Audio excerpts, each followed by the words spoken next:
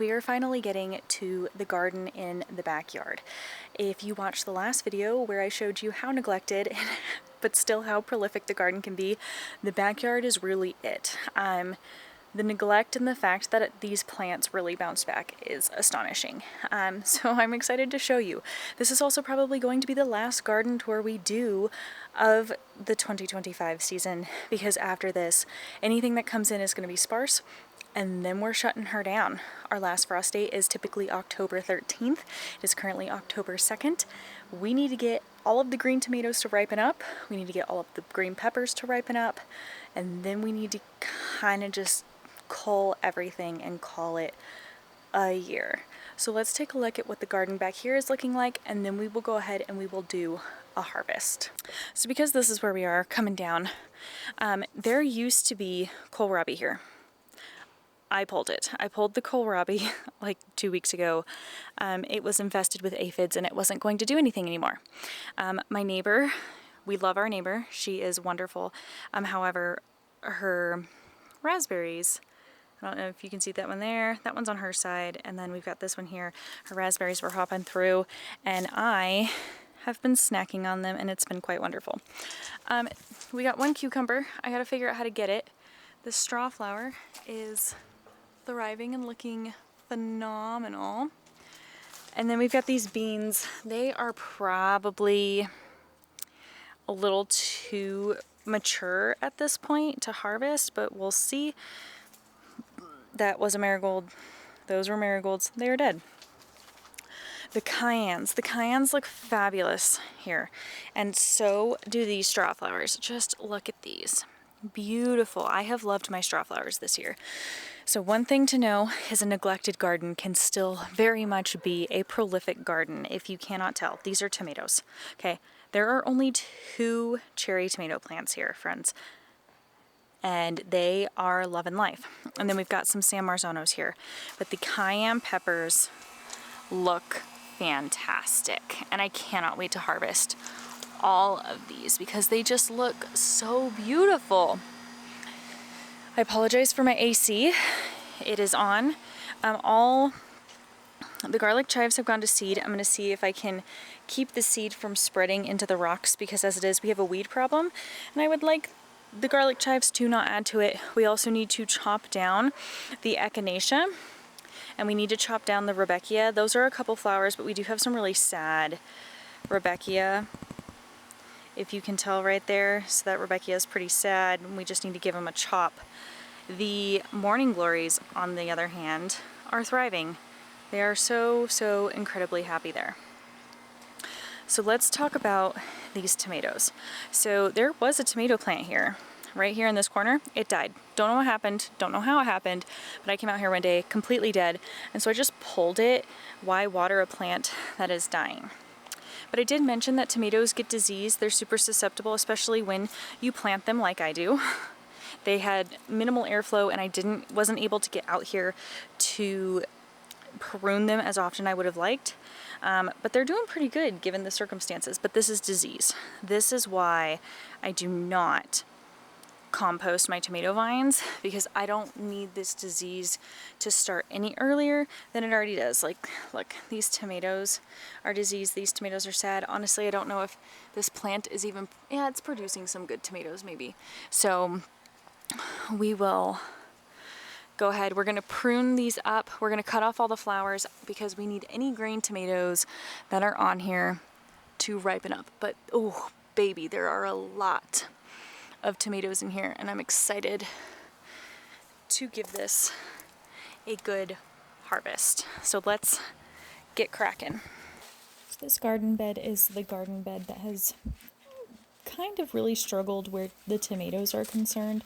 So this bed we built this year, and so I'm wondering if the nutrients in this bed just haven't had time to build up, on top of the fact that, unfortunately, as gross as this is, we have cats that roam the neighborhood.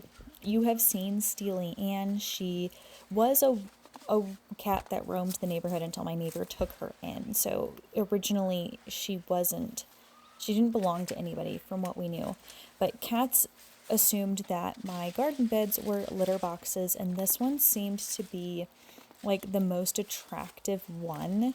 And so I'm wondering if that really just impacted these tomatoes. And so this year I'm going to do my best to cover all of the garden beds somehow to really deter the wild stray cats from thinking that my garden boxes are in fact their own personal litter box, because they are not. I'm trying to grow food for me and my family. Ultimately, I did have about 5 or 6 of the 12 plants do okay, but this bed, it needs some work. So I'm hoping with the snow helps leach out any of the cat stuff, and then I can go ahead and add in some high quality nutrients at the beginning of the year, maybe a little bit of compost and manure, really liven up this soil with some quality nutrients. And next year, I'm hoping that anything I try to grow in this bed does much better and we don't have as much disease. But this whole side, most of the tomatoes did really well, and this is my first year growing San Marzanos, and I'm pretty happy with them. I think I'm going to try growing them again because they were not super susceptible to blossom end rot like my Romas were or my Amish paste tomatoes. So I am very happy with the San Marzanos, but we shall see what happens next year, given that when it's time to start all of my seeds, I will have a newborn, and we will see what my life looks like when the time comes.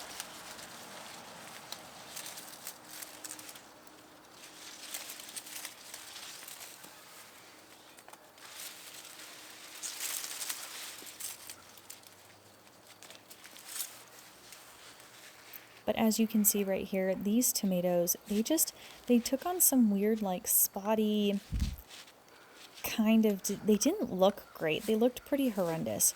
So I do ultimately end up pulling some of these plants early because they're just producing terrible tomatoes. And so I didn't see why continue to leave them in the ground if all they were doing was just producing terrible tomatoes anyways. It didn't seem worth it to me. So what was intended to be just a harvest and to go through and kind of prune some of these tomatoes back to help promote ripening the green tomatoes that are here, this also ultimately ended up being an endeavor to just pull out the diseased plants. One, to prevent the disease from spreading to my other tomatoes, but also because why let those tomatoes continue to suck up nutrients from the soil when they're just producing a diseased plant anyways.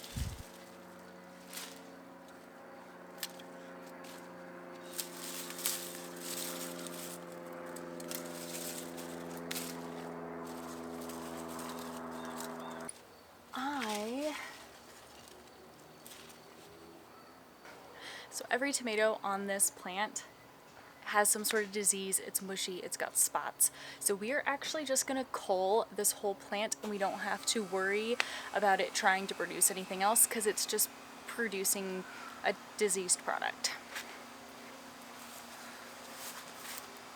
So what I'm gonna do is I'm just gonna go ahead and chop it at the base.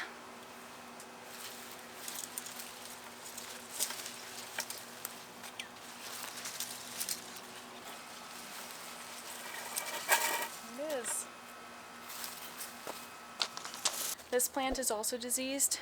We're just gonna cull it.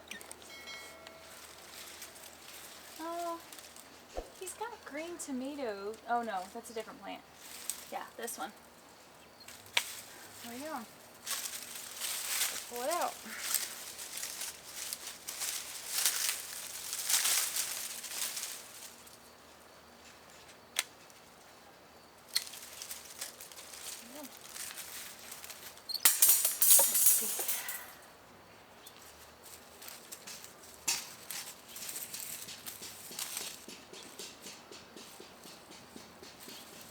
Okay, no good quality tomatoes fell on the ground. So let's chop this leaf off. These tomatoes look okay. That one looks alright, so we'll keep that one.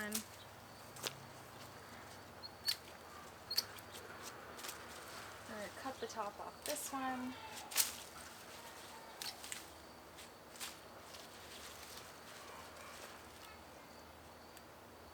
Friends, next year when I'm planning out my garden, remind me the tomatoes do get big. And maybe I won't plant them as close together.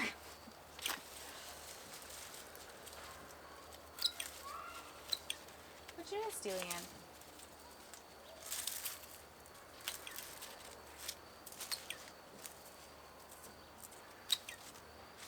Let's see.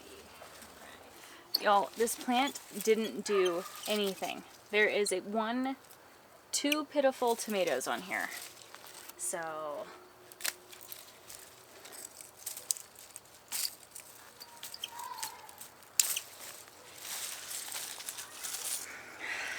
it's time for it to go.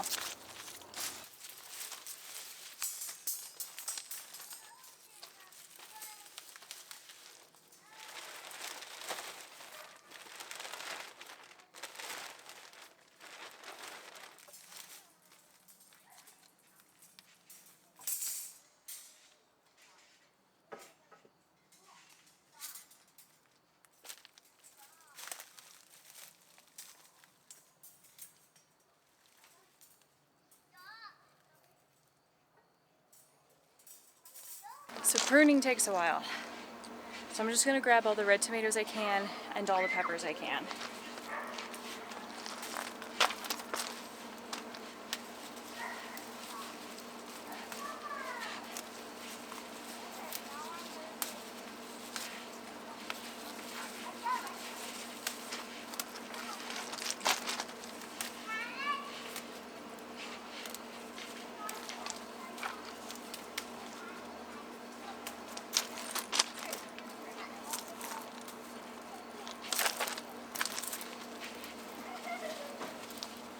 So friends, this is our last garden tour of 2025. I can't believe it.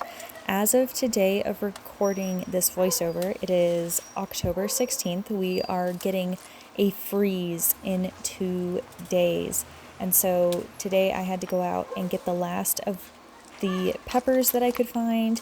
And I tried to grab as many good quality green tomatoes as possible to get them into the house and get them ripening. But this is the end of the garden pretty much.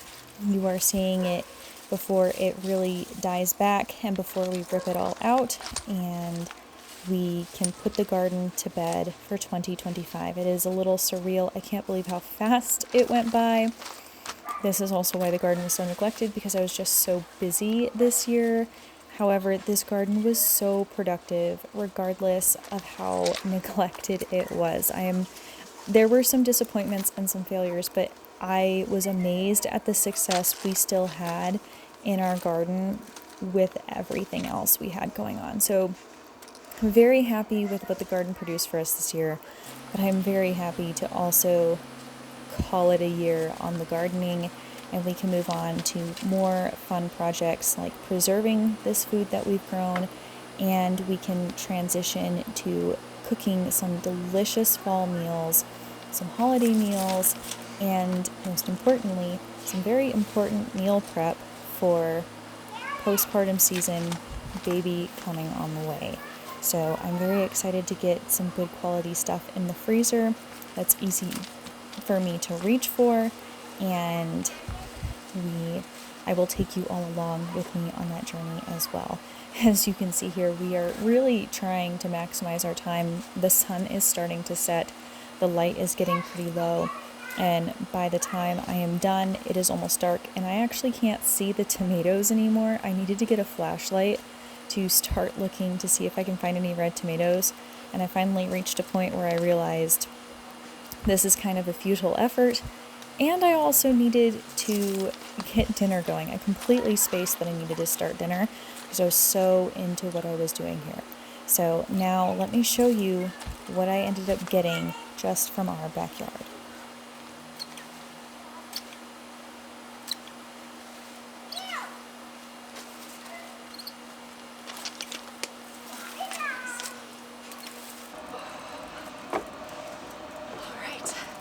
We got another white basket full of tomatoes This is cayenne peppers and tomatoes as well. But now I need to get dinner started. I turned our Traeger on. This is how we're gonna cook our steaks tonight. I'm super excited about that. And these tomatoes need to be laid out. Some of them were split and busted. And so those are gonna go into the freezer until I'm ready to turn them into sauce. I'm gonna try and make more, I may make crushed tomatoes. So stay tuned for crushed tomatoes. I'm also gonna make some salsas. Stay tuned if those are two things you're interested in. I am going to go ahead and make some for canning. So stay tuned for that. And then the cayenne peppers, they are gonna be dehydrated and turned into cayenne powder for me to enjoy later.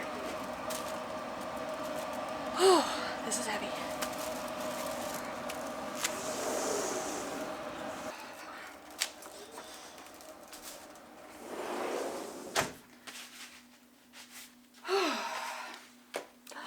Friends, I didn't pull the steaks out to rest. I just turned the Traeger on.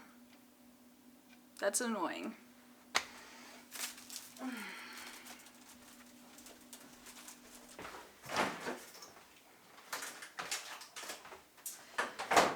So y'all, if you did not know, the key to a good steak is to let it sit at room temperature for at least 30 minutes.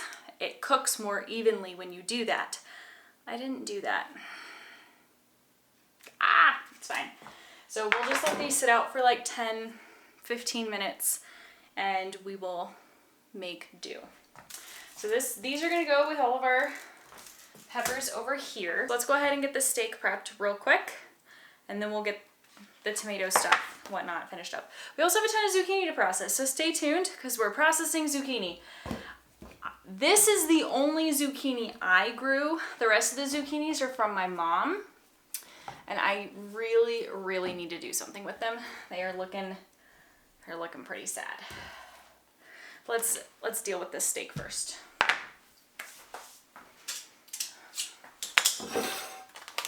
So I always thaw my meat from frozen in a container because you never know when the package is going to be busted. Like this one was.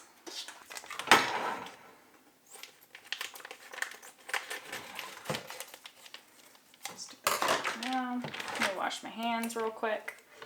Get this out of the way. I am going to touch the steak again, but I'm washing my hands because I was just in the garden touching composted dirt, and we don't need that in our steaks. Okay. So that's trash. The steaks can come out. Now all I'm going to do for this steak is I'm going to add some Worcestershire sauce so this can all sit while this comes to room temperature. And then we're going to add a little salt. This is going to help tenderize the meat by drawing out some extra moisture. And then right before we put it on the Traeger, we're going to go ahead and add some Montreal steak seasoning. My seasoning is in here because I buy in bulk. I bought this in bulk from Azure Standard and it didn't come with a container, it just came in a baggie. So we're using a mason jar to store it. So this is gonna sit out for about 10 to 15 minutes while we take care of figuring out how we're gonna lay out all of our tomatoes. All right, so I have to clear off more of this table. Looks like I've got some processing to do this weekend because of this.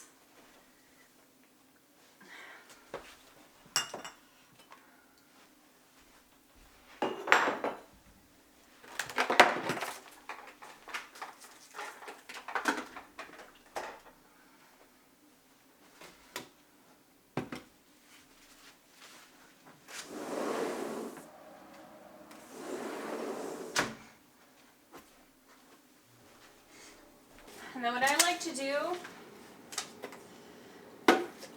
when I'm laying tomatoes out like this is I like to put them on something in case I miss like a crack or something or a split, and if they're gonna ooze, I would rather them ooze. This is real life, friends. We have been traveling, we've been on vacation, we have not had time to deal with all of our stuff. We're getting there slowly. oh so slowly. Let's see. So I save all my ads for stuff like this. And then I'm not wasting paper towels or anything like that either. It doesn't have to be perfect.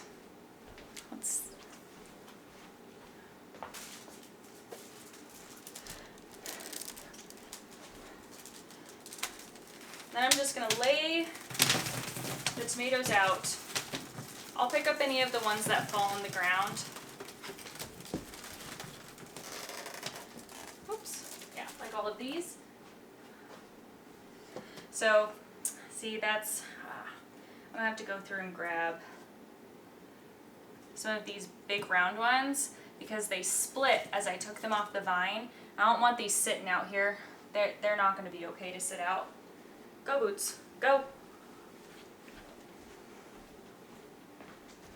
Boots, come on. So let me fish these out real quick. So I really don't want them to stay in here and turn into mush on the table.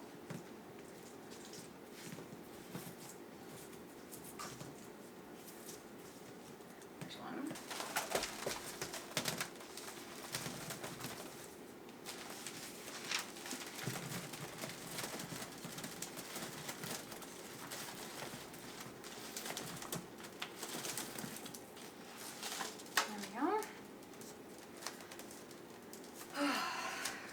Lay these out flat for now, and I will get to these this weekend, and I will take you along with me as we get these processed, because I'm going to try out 2 new tomato recipes. We're going to try out crushed tomatoes.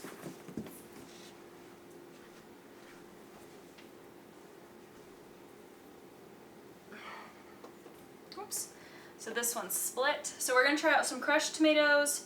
We are going to try a different salsa recipe than I've tried in the past. Or at least I'm hoping it's a different salsa recipe than the one I've tried in the past. I would like this one to be a little heartier. So hopefully, there's some bad ones in here. Now let me go through this and see, that one doesn't look great. We're going to grab the compost bucket. And some of these just look diseased, and they weren't obviously diseased when I picked them. But now that they're showing sign, I'm just going to go ahead and chuck those in the compost. These 2 round ones just need to go in the freezer. I laid these out on the table for a couple of reasons. The ones that weren't ripe when I picked them will continue to ripen. They can also sit out at room temperature shortly after harvesting for a little bit to allow me time to figure out what I want to do with them. That looks diseased. It won't hurt the tomatoes to sit out for a little bit. You just don't want them sitting out for too terribly long. See, yeah, that's a disease. Ooh. That might be recoverable, I don't know. Okay. The rest of these look okay. How do you look? You look okay. Not you. So the rest of these look all right. Not you either. I broke you. So you can go in the freezer. Ooh. You look diseased. I shouldn't have grabbed you.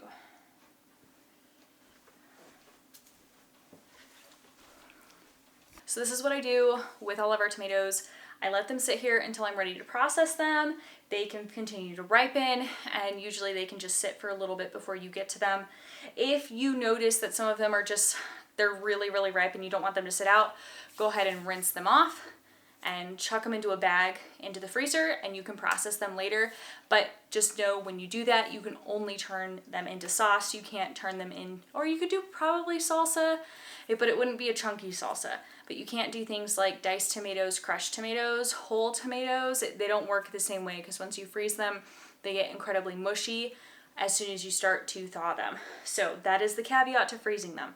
I would like to use as many of these fresh because, again, we're making salsa, crushed tomatoes. Super excited about that. So I will see you this weekend as we are processing these down into shelf-stable food for me and Reed and our soon-to-be little baby girl.